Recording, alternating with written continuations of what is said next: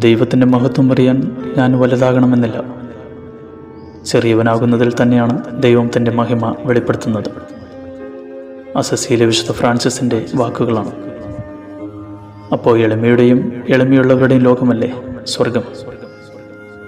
നമ്മെ ഉയർത്തുന്നതിനു വേണ്ടി ലോകം നമുക്ക് പരിചയപ്പെടുത്തുന്ന അധികാരവും പദവിയും സമ്പത്തും പേരും പ്രശസ്തിയുമൊക്കെ മുന്നിലെ ഇരിപ്പിടങ്ങളിൽ ശ്രദ്ധിക്കാൻ നമ്മെ പ്രേരിപ്പിക്കും.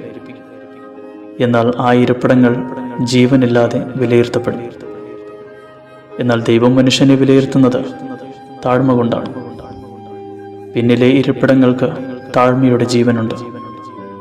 താഴ്മയുള്ളിടത്ത് സ്വർഗം ആരംഭിക്കുന്നു.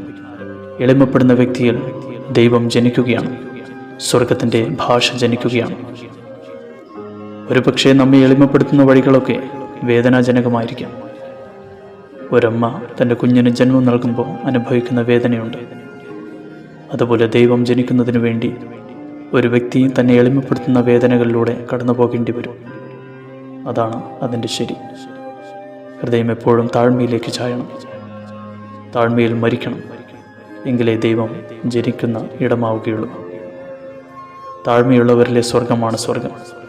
കാരണം അതിൻ്റെ ശില്പി ദൈവമാണ്.